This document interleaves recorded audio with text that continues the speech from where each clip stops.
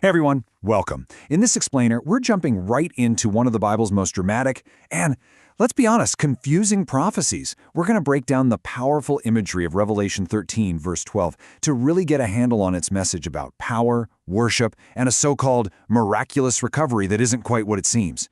So this is the verse right at the heart of our puzzle. It's talking about a second beast that shows up. Not with its own power, but get this, wielding the full authority of a previous beast. And this first beast, it had suffered a fatal wound, but somehow it was healed. It's mysterious, it's intense, and it definitely raises some big questions. So what exactly are we looking at here? I mean, is this a literal resurrection, a political revival, or maybe a grand spiritual deception? Well, to figure this out, we've got to go deeper than the English translation. We need to look at the original Greek words that form the foundation of this prophecy. So let's solve this puzzle together. All right, time to put on our linguistic detective hats. The key to unlocking this verse, it really lies in three crucial words from the original Greek text.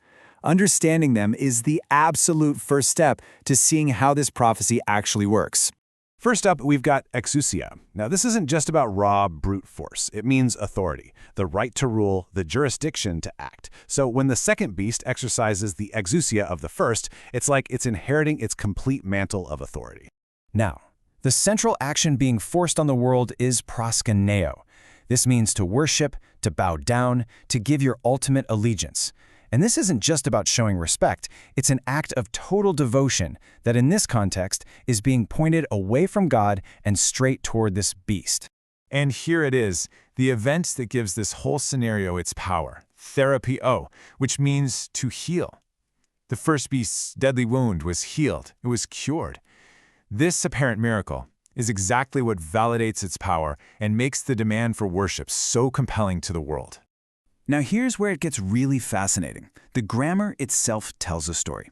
There's one key Greek verb, poie, which means to make or to do, and it shows up twice. Each time it kicks off a very distinct action performed by that second beast. This is brilliant because it lays out the second beast's two-part strategy. With that first poie, it actively exercises the first beast's authority, and with the second one, it causes or forces the world into worship.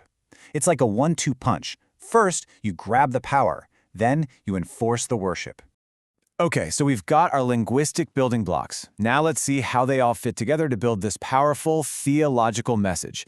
We're going to move from just looking at individual words to understanding the entire worldview this prophecy is describing. So when the text says the beast exerciseth all the power, the theological interpretation here isn't about some brand new enemy. It's seen as a continuation of a really old rebellion. It's a strategic reset. You see, after the cross, the goal couldn't be to prevent salvation anymore. The new game plan was to blind people to the salvation that Jesus had already accomplished.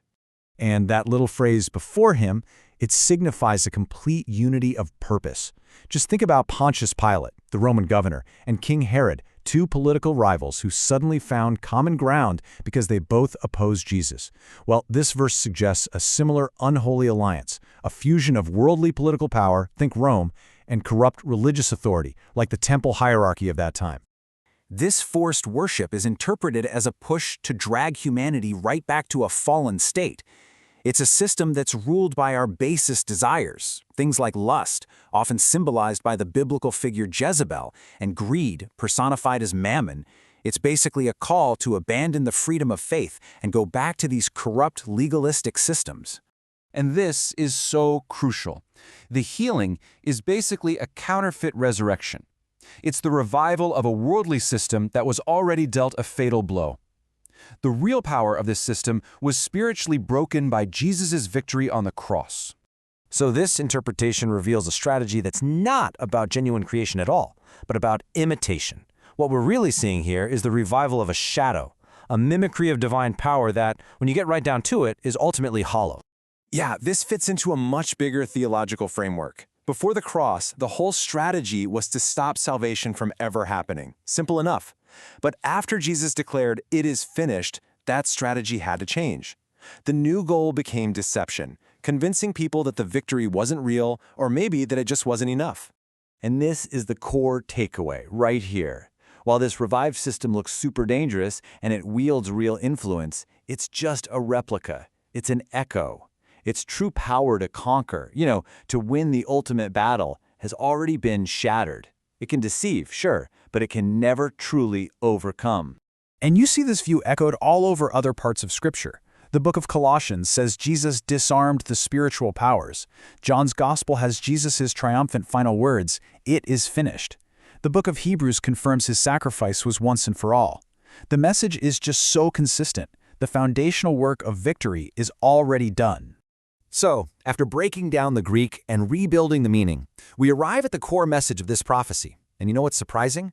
It's not just a message of warning. It's also one of profound assurance. This is the central paradox. The beast system can look healed, it can look active and threatening, it can demand our allegiance and seem totally invincible. But its fundamental authority, its power to actually overturn God's plan, that has been permanently broken.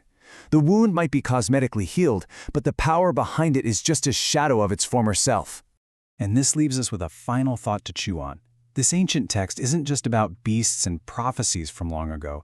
It's about patterns of power and deception that seem to repeat throughout history. So the real question for us is, where do we see this pattern today? Where do we see old, broken ideologies get a fresh coat of paint and get presented to us as new, powerful truths? That's definitely something to think about. Thanks for joining me.